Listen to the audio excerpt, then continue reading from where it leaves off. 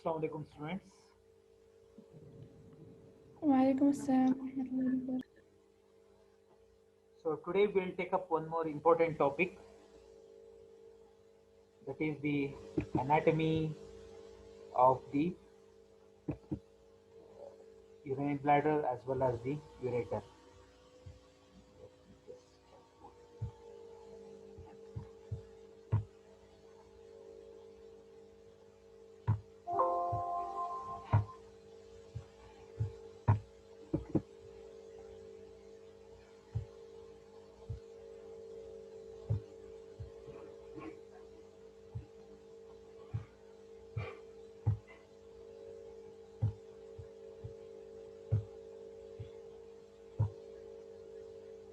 Okay, so today we'll study about the anatomy of the urinary bladder as well as the urethra.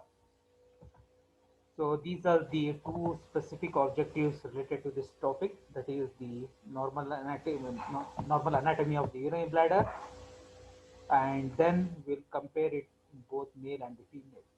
Similarly, we'll study the normal anatomy of the urethra and then compare in male and the female what are the differences.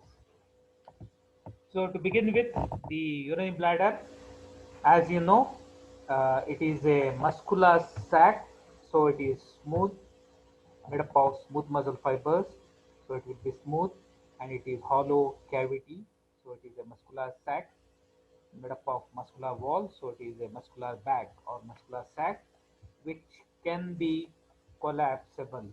Okay, when it is empty it can collapse, and when it is full it can expand. So it is a smooth collapsible muscular sac that is specially used for storing the urine for a short period of time, that is temporarily. Okay, so it is a smooth collapsible muscular sac that stores urine temporarily. Coming to the site of the urinary bladder, as you know, it is present in the pelvic region. The empty adult bladder is located retroperitoneally on the pelvic floor, just posterior to the pubic symphysis. If you see this picture, so here you can appreciate this is the urinary bladder, this is the side view, and here this is the pubic symphysis. Okay, so it is present in the pelvis, in the true pelvis, just behind the pubic symphysis. Okay, and it is retroperitoneal. So it is means it is behind the peritoneum is here. So it is behind the peritoneum. So it is located retroperitoneally on the pelvic floor. Where is the pelvic floor? This is called as the pelvic floor. So here is the pelvic floor. So it is sitting on the pelvic floor. It is on the pelvic floor just posterior to the pubic symphysis. As we saw, it is behind the pubic symphysis. The superior wall reaches the hypogastric region when it pulls up. Okay, so as I said, it is actually in the pelvis, but when it is empty, but when it is full, this has the capacity to go into the abdomen and occupy the lowermost central region of the abdomen, that is called as the hypogastric region. We have seen the 9 quadrants, epigastric, hypogastric, umbilical in the center. So this will occupy the hypogastric region, the lowermost region above. If it goes here into the abdomen, so when it expands, it can reach up to the hypogastric region. So when it is full, okay. The superior wall reaches the hypogastric region when it is full. Okay. Coming to the shape, when it is empty, the bladder collapses into its basic pyramidal shape. So it looks like a pyramid. This is how it looks like. So this is the bladder seen from above. This is the side view cut section of the bladder. This is a thick muscular wall around the bladder. Okay, so this is how it looks like. It is pyramidal in shape when it is empty, and its walls are thick and thrown into folds.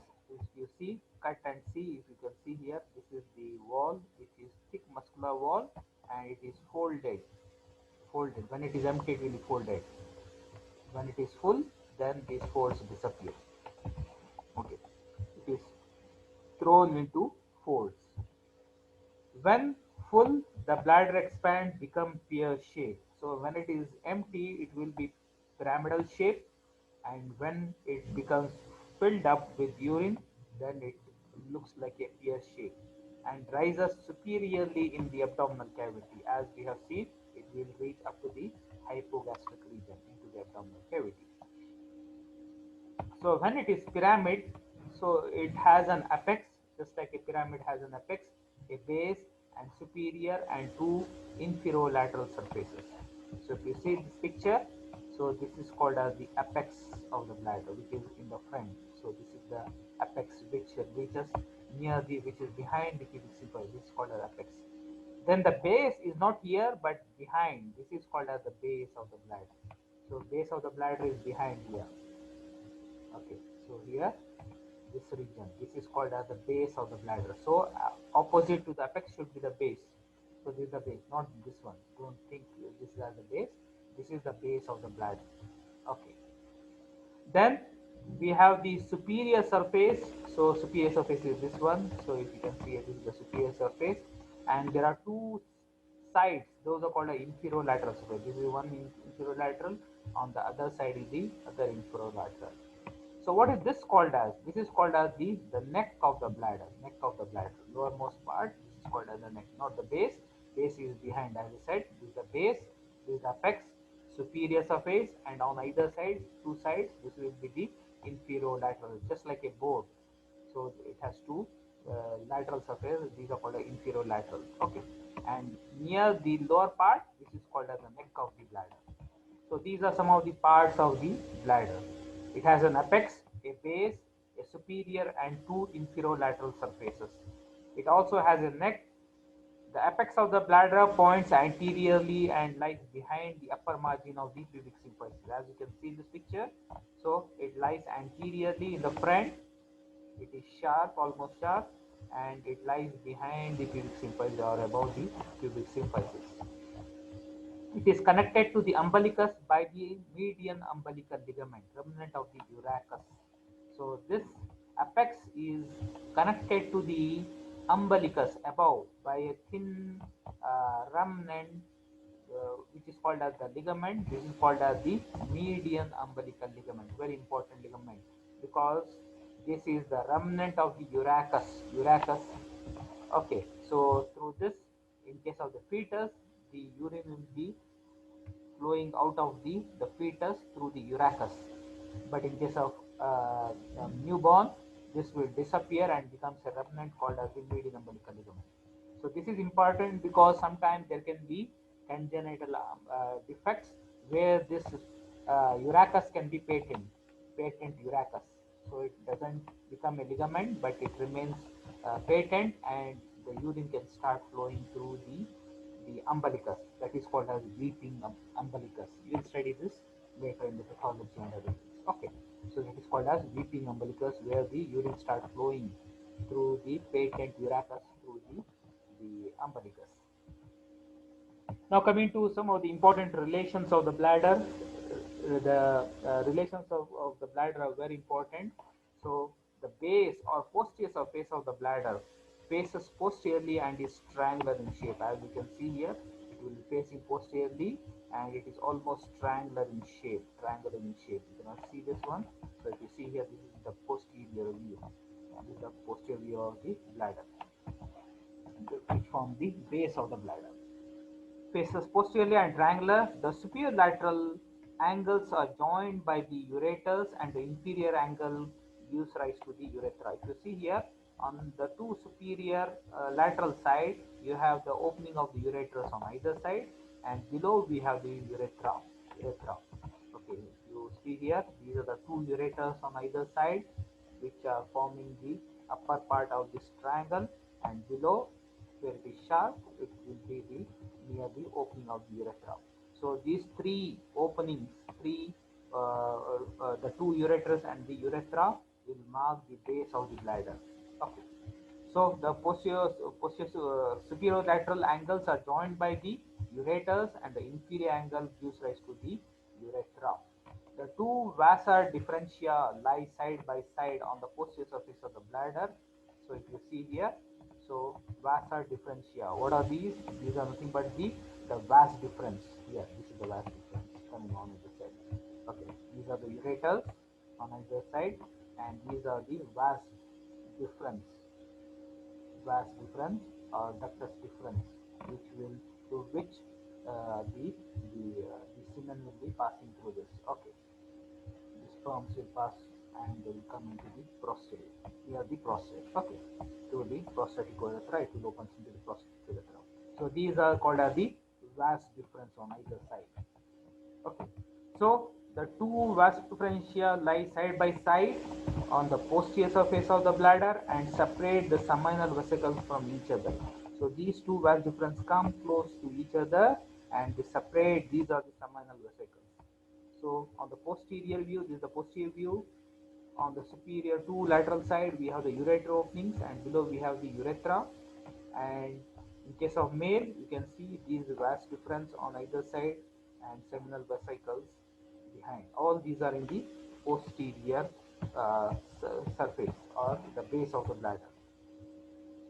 The upper part of the posterior surface of the bladder is covered by peritoneum, which form the anterior wall of the rectovesical pouch. Now, if you see here, so this is the picture showing you this is the base of the bladder or the posterior part. If you see the upper part of this one, the posterior surface, this is the peritoneum fold, which is covered by the peritoneum. Okay, so it is the upper part of the posterior surface of the bladder is covered by peritoneum, as you can see here. The upper part of the bladder, superior, the posterior surface is covered by the peritoneum. Okay, which form the anterior wall of the rectovesical pouch. So in between them there is a pouch. This is called as pouch. This is called a rectovesical pouch between the rectum and the bladder. Vesica means bladder. So between the rectum and the vesica, so this is pouch is called as the rectovesical pouch. This is in case of male. In case of female, the name differs slightly differs. Okay, we'll talk about that. So, so it is covered by peritoneum, which form the anterior wall of the rectovesical pouch. The lower part of the posterior surface is separated from the rectum by the vas differential, seminal vesicles, and the rectovesical fascia. So, if you see here, lower part there is no peritoneum. Only upper part there is a pouch because of the peritoneum. Lower part is separated from the base from the rectum by the seminal vesicles, vas difference, as well as the rectovesical fascia. So here you can see all these are the fascia. You can see these are the seminal vesicles. Beside that, these are the vas difference here. Okay, and the fascia here. Okay. Coming to the superior surface of the bladder, it is covered by peritoneum and it is related to the coils of the ileum and sigmoid colon. So upper part is there is a pouch called as the rectovesical pouch. Within this pouch, the abdominal contents, that is the intestine, especially the sigmoid colon, as well as the ileum, coils of ileum, will be sitting in this pouch. It will not be free like this as it is shown here. For simplification, it has been shown like this, empty, but it is not empty. It is filled with the coils of the intestine, especially ileum and the sigmoid colon. So this is again the posterior view of the bladder. Now coming to the other relation, the inferolateral surface are related in front to the retropubic pad of fat. You see here, this is the inferior surface on either side. So here this is the picture showing you the cut section, but still you can appreciate. So anteriorly, you can see here this is the retropubic pad of fat just behind the pubic symphysis and the bladder. This is called as the retropubic fat. So there is retropubic pad of fat in front and the pubic bone, as you can see. Posteriorly, they lie in contact with the obturator intermus muscle above and the levator ani muscle below. So if you see here, this muscle, pelvic floor, is formed by the levator ani muscle. This is the pelvic floor made up of the levator ani muscle that will be in contact with the lower surface.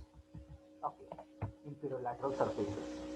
The neck of the bladder lies inferiorly and rests on the upper surface of the prostate. In case of male, you see here the lower part, the neck of the bladder lies over the prostate. Here again you can see.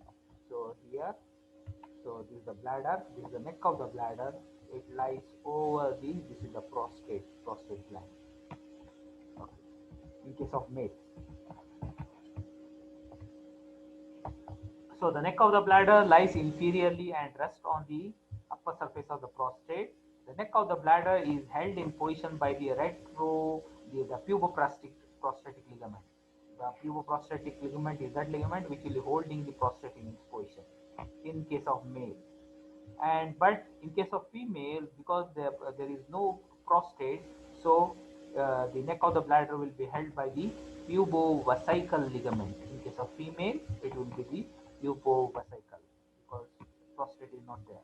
So in case of male, it will be puboprostatic ligament. In case of female, it will be the pubovesical ligament, which will hold the neck of the bladder. When the bladder fills, the posterior surface and the neck remain more or less unchanged in position. So when the bladder fills, the posterior surface and the neck remain more or less unchanged in position, but the superior surface rises in the abdomen because there is no space as such.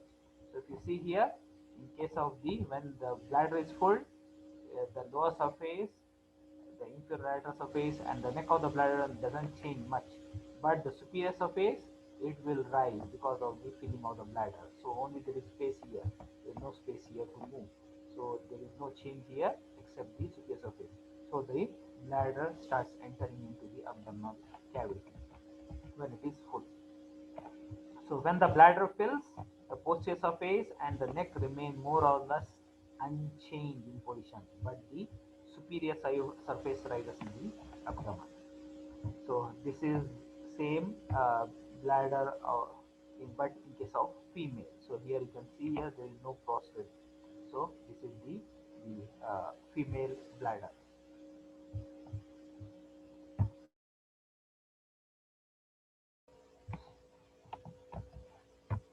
Going further, now we have to know the cavity of the bladder, the trigone. There is a small triangular area in the base of the bladder. Base of the bladder, as I said, is behind. So there is a area from inside. From inside, this is called as the trigone. So how do you mark this area? The smooth triangular region of the bladder base is outlined by three openings for both the ureteric orifice, and the internal urethral orifice. So if you see the three openings, two ureters opening inside the bladder and the urethra opening outside. So the region between these three openings, this area is shiny when you see cut and see the bladder, and this region is called as trigone, which is seen from inside the bladder, inside. Okay. So the trigone, the smooth triangular region of the bladder base, is outlined by three openings, both ureters, ureteric orifice, and the internal urethral orifice. The ureters pierce the bladder wall obliquely. This is very important, and this provides a valve-like action which prevents a reverse flow of urine towards the kidney as the bladder fills. So if you see here, the ureters directly don't open into the bladder directly like they above, but they come here, then they open obliquely like this. Okay, what's the use? This oblique opening will provide valve-like mechanism. So it acts like a valve. So what's the use of valve? It prevents reverse flow of urine, reverse back flow. Okay, of the urine. So it prevents reverse flow of urine towards the kidney as the bladder fills.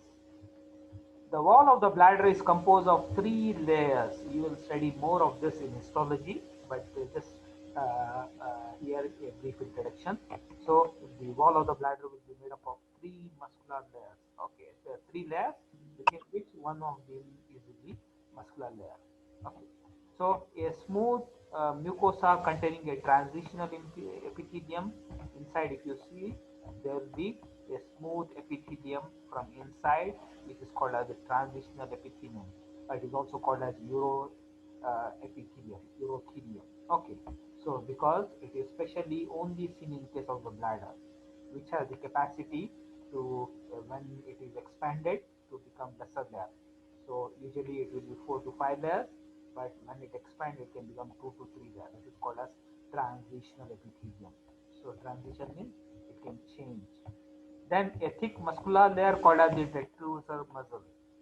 So within this wall, you can see here there is a thick muscle. This is called as the detrusor muscle. which is lining the wall of the bladder. Then a fibrous adventitia from outside. There is the adventitia outside. Okay, so these are the three layers. Inner we have the mucosa, which is lined by transitional epithelium. There is a thick muscular wall made up of detrusor foot muscle, and outside we have the fibrous adventitia. Now coming to the some of the differences between the male and the female. So what are the differences between the male and female? One is the size. Because of the absence of the prostate, the bladder lies at a lower level in case of female compared to that of the male pelvis. Okay, so because there is no prostate, so if you see again, go back to this picture. So if you imagine if there is no prostate, the bladder will come down and sit over the pelvic floor. So in case of female, the bladder is much more lower compared to that of the male. Okay. So because of the absence of the prostate, the bladder lies at a lower level than in case of the male pelvis. The neck rests directly on the upper surface of the urogenital duct. In case of male, the neck rests on the prostate. Here will be the neck. Okay, go back to this picture again. So here is the neck, and the neck rests on the prostate. But in case of female, because the absence of the prostate, the neck rests on the pelvic floor. Rests on the pelvic floor. So this is with reference to the site. Now coming to the some of the relations. So the close relations of the bladder to the uterus and the vagina is of considerable clinical importance in case of the female, because there is an additional organ in case of the female pelvis, that is the uterus, as well as below the vagina. So this will be very clinically important. The base or posterior surface is separated by the vagina from the rectum. The superior surface is related to the utrovesical pouch of peritoneum and the body of the uterus. Okay, go back to this picture again.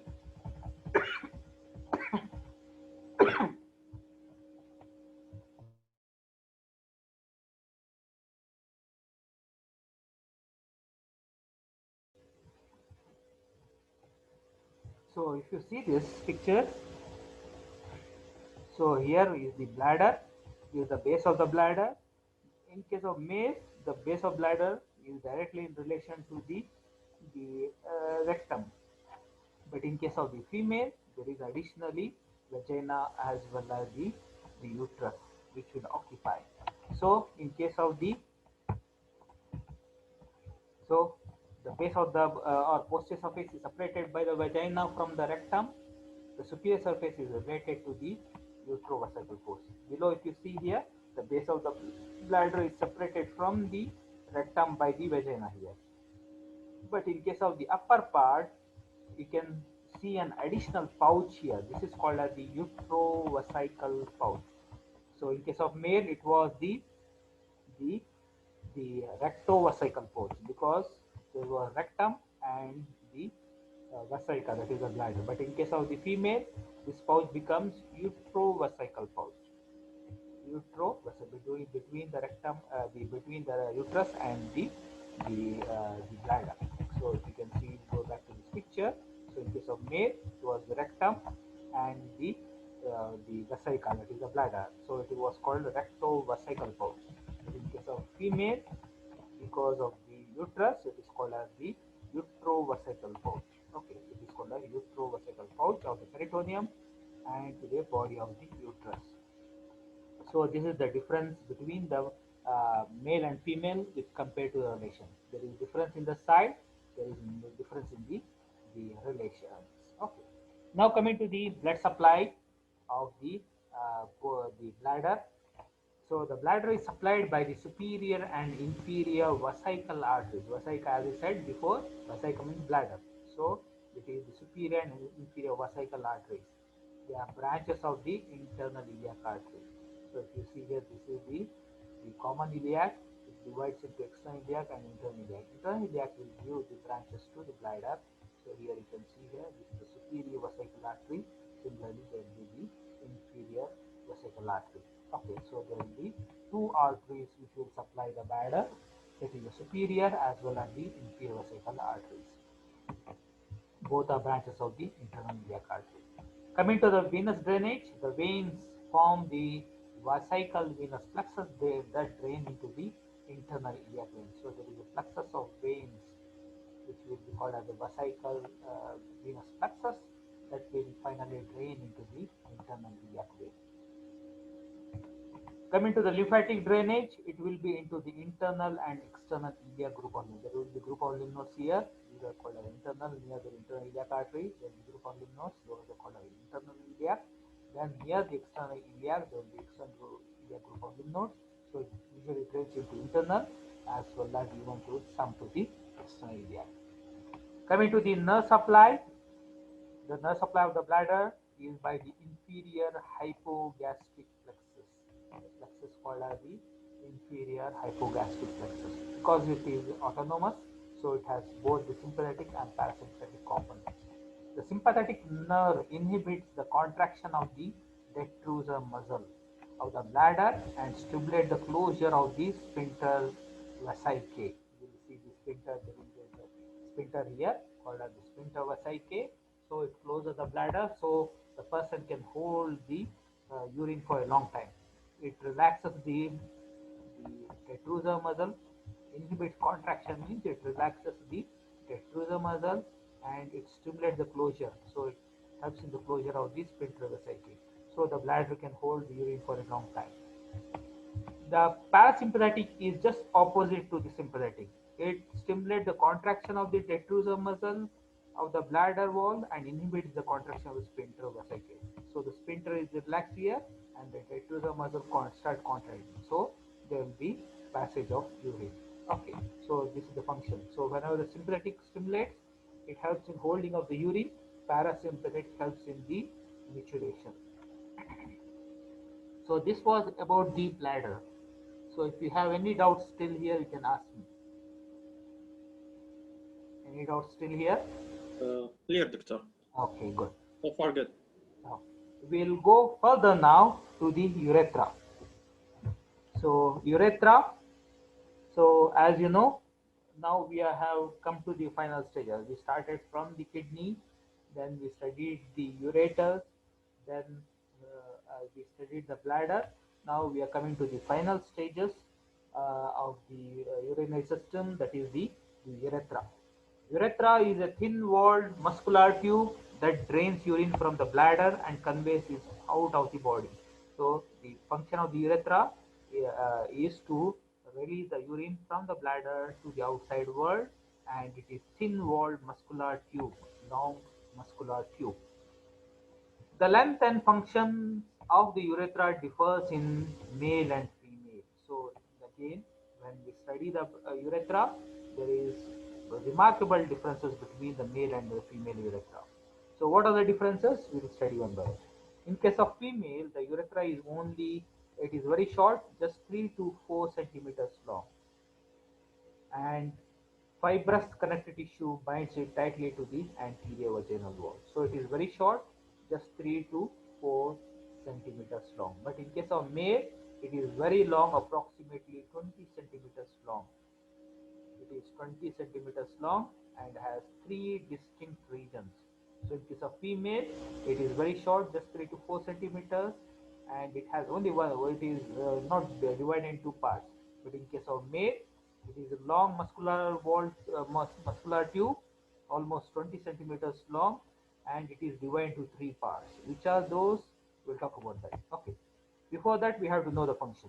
The male urethra serves 2 important functions. In case of female, it will serve only one function, that is the release of the urine. But in case of male, it serves 2 functions. It carries semen as well as the urine out of the body. So in case of male, it does 2 functions. One is the carrying of the semen as well as the releasing of the urine outside the body.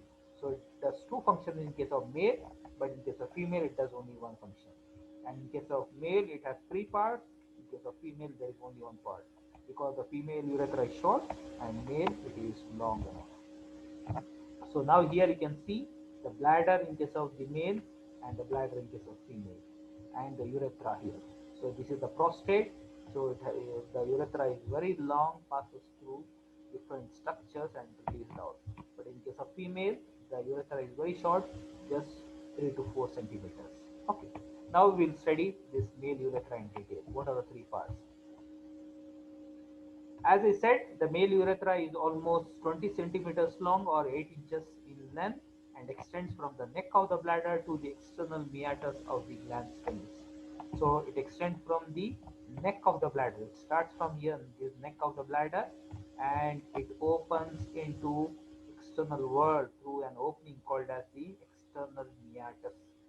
In the glans penis, there is an opening. This is called as the external meatus. So it is divided into three parts: the prostatic, membranous, and penile urethra. So there are three parts: prostatic urethra, the part of the urethra passing through the prostate, that is called as prostatic urethra; the part of the urethra which is passing through the penis, that will be called as the penile urethra; and a part in between which is very short, that is called as the membranous urethra, because it passes through the membrane there. Okay. So the prostatic urethra is about 3 centimeters or 1.25 inches in length, long, and passes through the prostate from the base to the apex. Okay, so from the base of the prostate or the base of the bladder as well as the base of the prostate. So the base of the bladder is behind. So it is from the neck of the bladder. So that is the base of the prostate. Neck of the bladder or the base of the prostate up to the apex of the prostate. This is the apex of the prostate. Okay.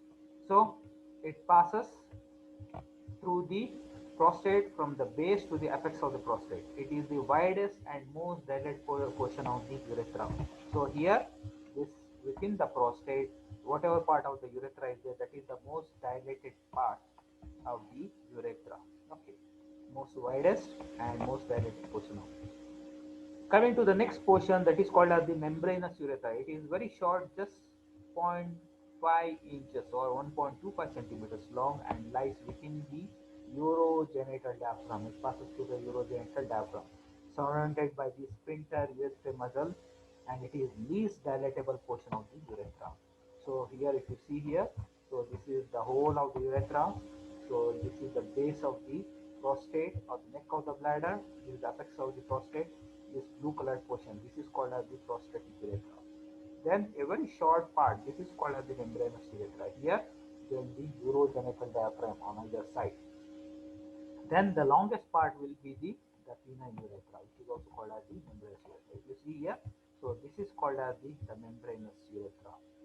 Membranous urethra is here. This is the membrane. This is the urogenital diaphragm. Urogenital diaphragm. It passes to the urogenital diaphragm. Very short. So just 1.25 centimeters or just 0.5 inches. So it is the least dilatable portion. So this is the most dilatable portion and the widest part, but this is the most least dilatable portion. Okay. And passes through the urogenital diaphragm. Okay. Now coming to the longest part of the urethra, that is called as the penile urethra. This is the long part. This is called as penile, about 6 inches in length or 15.75 centimeter, almost 16 centimeters long or 6 inches in length, and is enclosed in the bulb and the corpus spongiosum of the penis. So it is initially it enters the bulb. This is part is called as the bulb of the penis. Then corpus spongiosum. These are called as the corpus cavernosa on either side, corpus cavernosa, and below we have the corpus spongiosum. Okay. So it passes through the corpus spongiosum. The external meatus is the narrowest part of the entire urethra. External meatus, where is the external meatus? This part.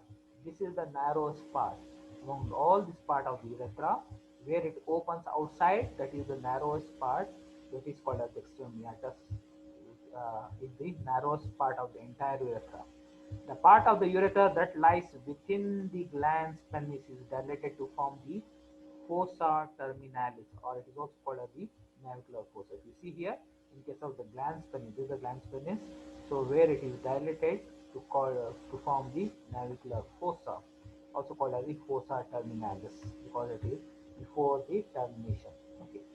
The bulbourethral glands open into the penile urethra below the urogenital diaphragm. Here, near the urogenital diaphragm, I will show you next pictures. If you see here, these are the bulbourethral glands, which are opening near the urogenital. This is the urogenital diaphragm, and here these are the bulbourethral glands, which are opening into the urethra. So the bulbourethral glands open into the penile urethra below the urogenital diaphragm, just below the urogenital diaphragm. Here they will be present. They open into the penile urethra. Now coming to the female urethra. So we have studied the male urethra and its three parts. Now coming to the female urethra, there are no parts within the female urethra. It is a single one. So it is very short, just 1.5 inches or almost 4 centimeters long.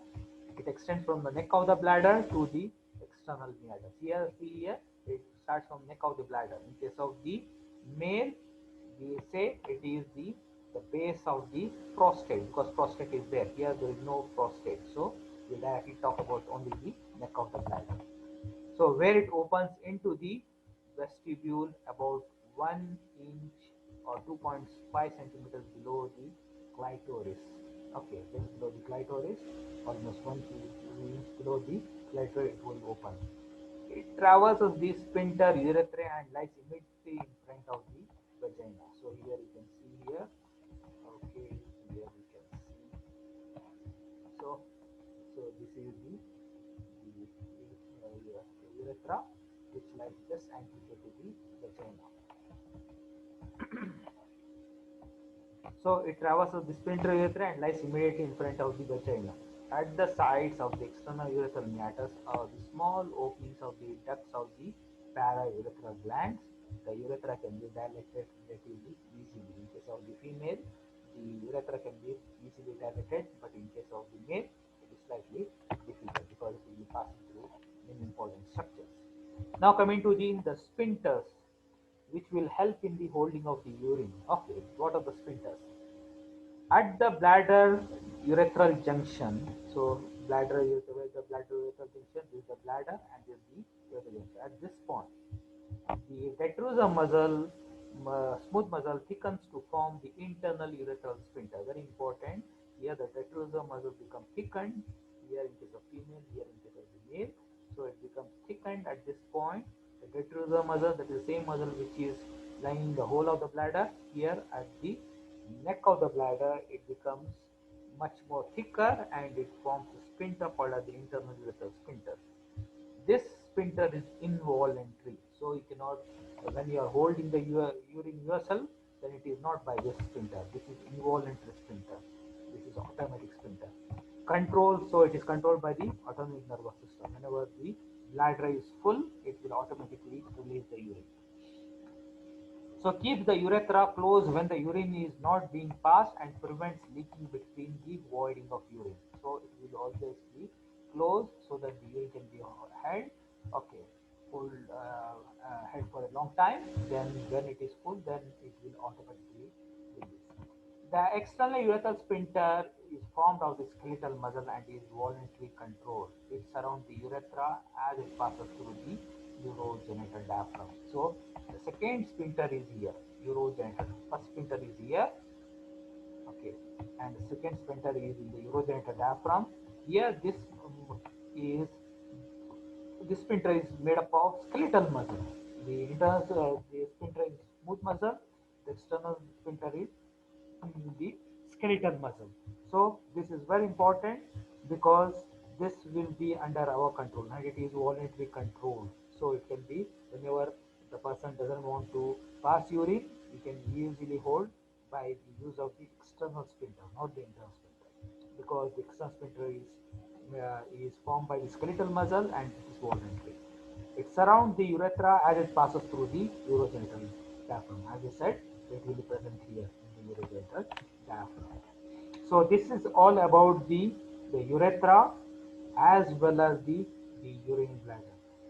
This is the anatomy, basic anatomy, and some differences between the male and female bladder as well as the male and female urethra.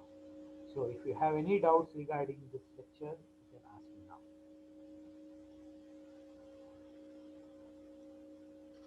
Thank you, Doctor. Everything is clear? Yes, inshallah, it's clear, inshallah. We need to review it again. Once again, you have to go back and read. And It's clear, Doctor. Thank you. okay, thank you very much.